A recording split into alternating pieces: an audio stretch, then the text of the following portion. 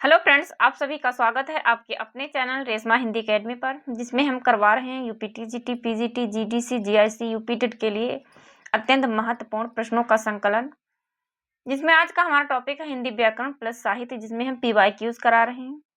तो चलिए देखते हैं प्रश्नों को। प्रश्न 1 है कि निम्न विकल्पों में से उस विकल्प का चयन कीजिए जो दिए गए वाक्य के अनुसार सही विशेषण पदबंध का विकल्प हो। तेज चलने वाली गाड़ियां प्रायः सबकी पसंदीदा होती हैं, जिसमें 4 ऑप्शन दिए गए हैं। 3 ऑप्शन गलत है, 1 ऑप्शन सही है। जो ऑप्शन सही है उसे आप लोगों को टिक करना है। ए है पसंदीदा होती हैं, बी है सबकी पसंदीदा होती हैं, सी है गाड़ियां, या फिर डी है तेज चलने वाली। तो विशेषण और पदबंध का विकल्प आप लोगों को चुनना है कि कौन सा विशेषण पदबंध युक्त विकल्प है। तो इसका सही आंसर है डी। क्या है? तो इसका सही आंसर है डी, तेज चलने वाली गाड़ियां प्रायः सबकी पसंदीदा होती हैं। बढ़ते हैं अगले प्रश्न की तरफ। अगला प्रश्न है प्रश्न 2। प्रश्न 2 है कि अमृत धारा बह रही है में कौन सा अलंकार दृष्टि गोचर है। ए है अनुप्रास, बी है उपमा, सी है रूपक, या फिर डी है अभिधान। तो अमृत धारा बह रही है, इसका सही आंसर है बी, उपमा अलंकार है।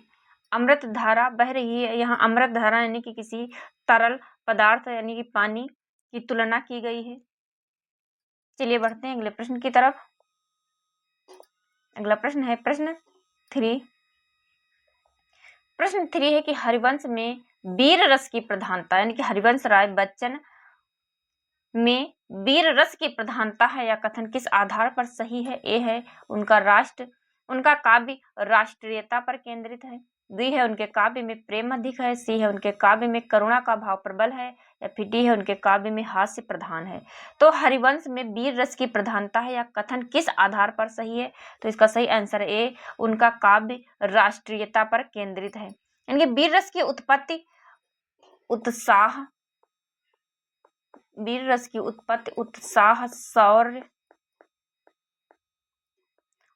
शौर्य भाव से होती है। किससे होती है? तो वीर रस की उत्पत्ति उत्साह और शौर्य भाव से होती है। हरिवंश राय बच्चन और रामधारी सिंह दिनकर यानी कि हरिवंश राय बच्चन और रामधारी सिंह दिनकर जैसे कवियों में वीर रस का प्रभुत्व राष्ट्र और संघर्ष के विचारों के कारण है। तो इसका सही आंसर है ए, यानी कि हरिवंश में वीर रस की प्रधानता या कथन किस आधार पर किस आधार पर सही है।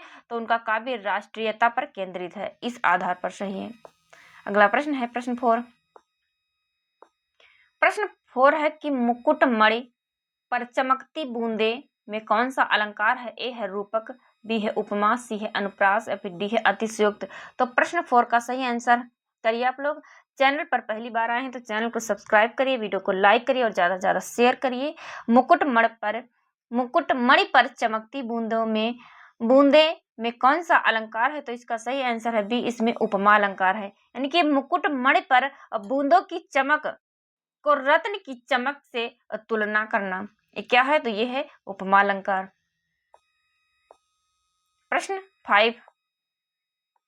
प्रश्न 5 है कि कविता में माधुर्य और सौंदर्य का भाव उत्पन्न करने वाला रस कौन सा है। यानी कि कविता में माधुर्य और सौंदर्य का भाव उत्पन्न करने वाला रस कौन सा है। ए है श्रृंगार, बी है करुणा, सी है अद्भुत, डी है हास्य। तो प्रश्न 5 का सही आंसर है ए, इसमें श्रृंगार रस है। क्या है? तो इसमें श्रृंगार रस है। यानी कि श्रृंगार रस में रति भाव होता है। कौन सा भाव होता है? तो श्रृंगार रस में रति भाव होता है, रति भाव। यह रस कविता को भावनात्मक और सौंदर्यपूर्ण बनाता है। प्रश्न 6 है कि रामदरस मिश्र को उनकी किस कृति पर वर्ष 2015 के लिए हिंदी साहित्य अकादमी पुरस्कार दिया गया। ए है कितने बजे हैं, बी है आग की हंसी, सी है बबूल और कैक्टस, डी है बिना दरवाजे का मकान। तो प्रश्न 6 का सही आंसर करिए आप लोग कि रामदरस मिश्र को उनकी किस कृति पर वर्ष 2015 के लिए हिंदी साहित्य अकादमी पुरस्कार दिया गया। तो इसका सही आंसर है बी, आग की हंसी पर। किस पर? तो आग की हंसी कविता संग्रह पर रामदरस मिश्र को वर्ष 2015 के लिए हिंदी साहित्य अकादमी पुरस्कार दिया गया। मिश्र जी की अन्य रचनाएं हैं यानी कि कविता संग्रह, मिश्र जी का कविता संग्रह है, कविता संग्रह। तो मिश्र जी का कविता संग्रह है पथ के गीत। पथ के गीत ये क्या है? तो रामदरस मिश्र के कविता संग्रह है। पथ के गीत, बेरंग बेनाम, बेरंग बेनाम, बेरंग बेनाम चिट्ठियां,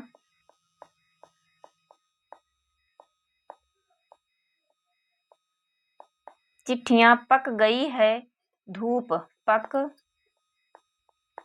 गई है धूप,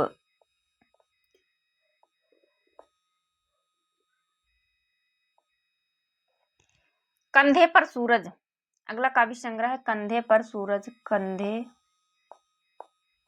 पर सूरज, कंधे पर सूरज आदि ये क्या है?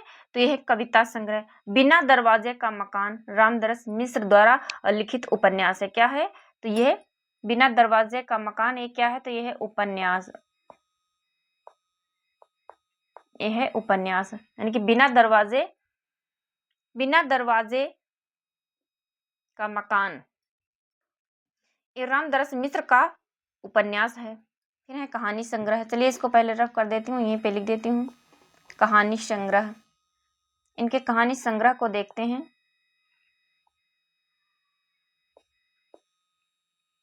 ये थी कविता संग्रह। अब देखते हैं कहानी संग्रह कौन कौन से हैं रामदरस मिश्र के। क्या है कि ये एग्जाम में पूछे जाते हैं। कहीं पूछ लेता है कि रामदरस मिश्र का कौन सा कहानी संग्रह है, और कभी पूछ लेता है कि कौन सा कविता संग्रह है। तो रामदरस मिश्र का कहानी संग्रह देखते हैं। कहानी संग्रह, कहानी संग्रह। खाली घर, खाली घर,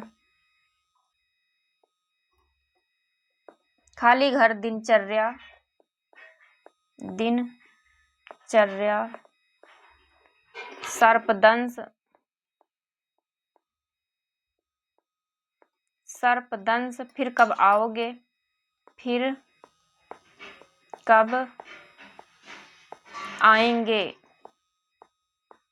फिर कब आएंगे, विदूषक, विदूषक, बसंत का दिन, बसंत, बसंत का दिन, ये क्या है? तो ये है रामदरस मिश्र के कहानी संग्रह। निबंध देखते हैं कि रामदरस मिश्र के निबंध कौन कौन से हैं। निबंध,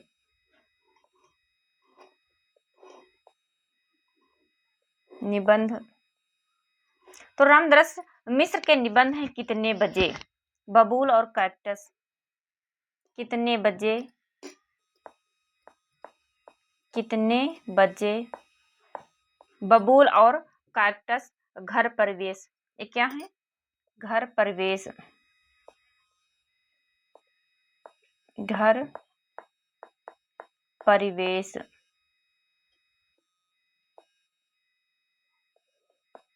घर परिवेश, ये क्या है? तो ये है रामदरस मिश्र के निबंध। बबूल कैक्टस क्या है? निबंध है। तो चलिए बढ़ते हैं अगले प्रश्न की तरफ।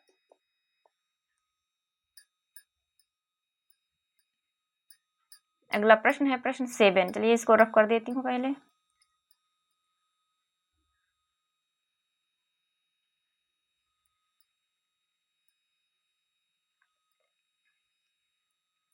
प्रश्न 7, प्रश्न 7 है कि नलिनी सी मुस्कान में कौन सा अलंकार है। प्रश्न 7, नलिनी सी मुस्कान में कौन सा अलंकार है? ए है उपमा, बी है रूपक, सी है अनुप्रास, या फिर डी है यमक। तो प्रश्न 7 है नलिनी सी मुस्कान में कौन सा अलंकार है? तो इसका सही आंसर है ए, इसमें उपमा अलंकार है। कौन सा अलंकार है? तो इसमें उपमा अलंकार है। लाइट चली गई है, चलिए मैं दूसरा मोबाइल जला लेती हूँ।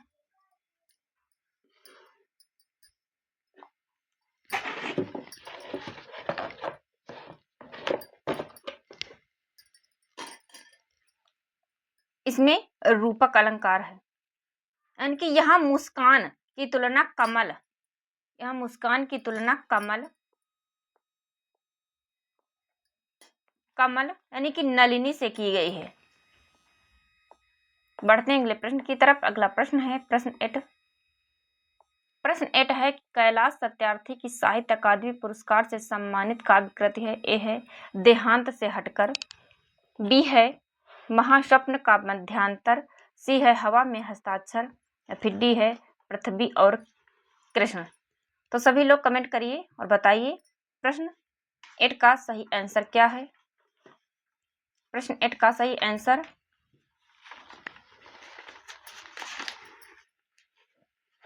प्रश्न 8 का सही आंसर है सी, हवा में हस्ताक्षर। क्या है? तो इसका सही आंसर है सी, यानी कि कैलाश सत्यार्थी की साहित्य अकादमी पुरस्कार से सम्मानित काव्य कृति है हवा में हस्ताक्षर।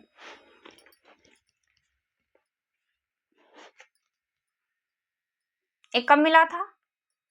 तो ये मिला था साहित्य अकादमी पुरस्कार कैलाश सत्यार्थी को 2009 में। कब मिला था? तो 2009 में मिला था। कैलाश सत्यार्थी की अन्य रचनाएं हैं संक्रांत, देहांत से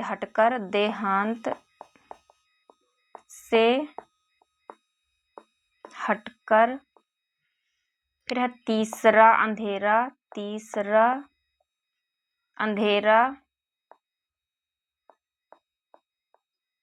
अंधेरा के बाद है महास्वप्न का मध्यांतर तथा पृथ्वी का कृष्ण पक्ष। ये क्या है?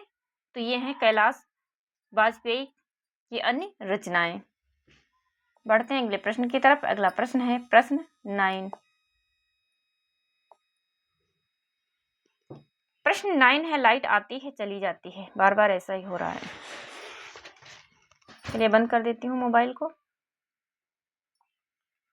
प्रश्न 9 है कि विजय की विजय गाथा में कौन सा अलंकार है? ए है अनुप्रास, बी है उपमा, सी है रूपक, या फिर डी है अतिरेक। तो विजय की विजय गाथा में कौन सा अलंकार है? तो इसका सही आंसर है ए, अनुप्रास अलंकार है। जहां पर एक वर्ण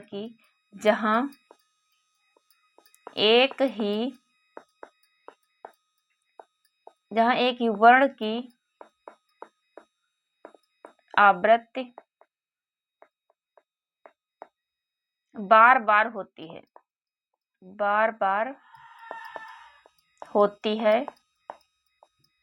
वहां पर अनुप्रास अलंकार होता है।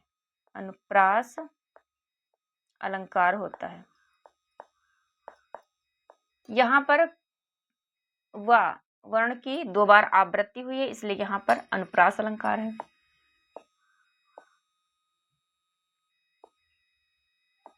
प्रश्न 10 है कि छंद में प्रत्येक पंक्ति का मात्रिक संगठन किसके अंतर्गत आता है? ए है अलंकार, बी है तुक, सी है छंद, या फिर डी है रस। तो प्रश्न 10 का सही आंसर है सी, छंद के अंतर्गत आता है। यानी छंद में मात्रा और लय की व्यवस्थित संयोजक होता है। यह काव्य को संगीतात्मक बनाता है। कौन? तो छंद। प्रश्न 11 है कि सूरसागर के कुछ पदों में यह ध्वनि निकलती है कि सूरदास अपने को जन्मांध और कर्म का अभागा बताते हैं। यह कथन किसका है? प्रश्न 11 ए है रामचंद्र शुक्ल का कथन, बी है हजारी प्रसाद द्विवेदी, सी है नगेंद्र, या फिर डी है महावीर प्रसाद द्विवेदी का। तो प्रश्न 11 का सही आंसर है बी, यह कथन है हजारी प्रसाद द्विवेदी का कि सूरसागर के कुछ पदों में यह ध्वनि निकलती है कि सूरदास अपने को जन्मांध और कर्म का अभागा बताते हैं। बढ़ते हैं अगले प्रश्न की तरफ। अगला प्रश्न है प्रश्न 12। प्रश्न 12 है कि डायरी वह चीज है जो रोज लिखी जाती है और जिसमें घोर रूप से वैयक्तिक बातें भी लिखी जा सकती हैं। डायरी के संबंध में यह कथन किसका है? ए है रामधारी सिंह दिनकर का, बी है रामविलास शर्मा, सी है मुक्ति बोध, या फिर डी है जयशंकर प्रसाद का। तो डायरी वह चीज है जो रोज लिखी जाती है और जिसमें घोर रूप से वैयक्तिक बातें भी लिखी जा सकती हैं। डायरी के संबंध में यह कथन है रामधारी सिंह दिनकर का। प्रश्न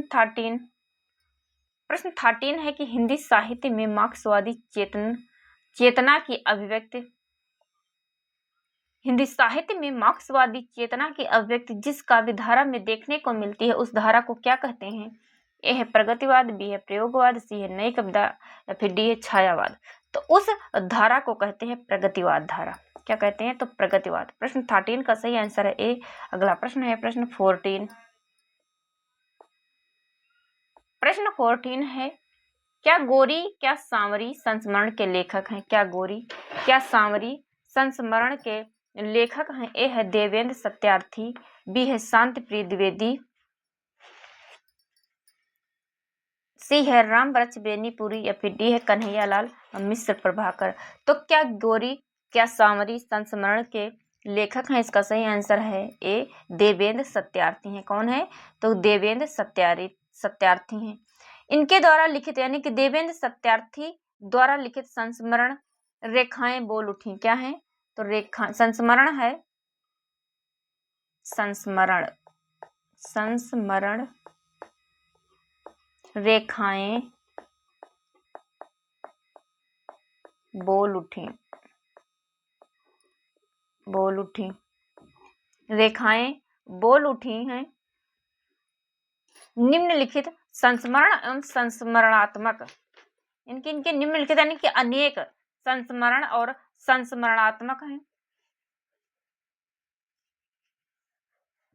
शांतिप्रिय द्विवेदी, तो शांतिप्रिय द्विवेदी का संस्मरण है स्मृतियां और कृतियां।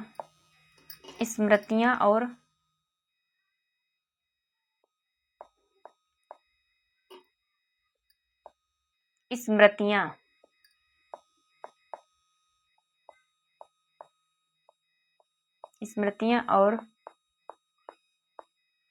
कृतियां ये किसका है? तो ये है शांतिप्रिय द्विवेदी का संस्मरण। फिर है रामवृक्ष बेनीपुरी का संस्मरण। तो रामवृक्ष बेनीपुरी का संस्मरण है जंजीरें और दीवारें। जंजीरें और दीवारें, जंजीरें और दीवारें।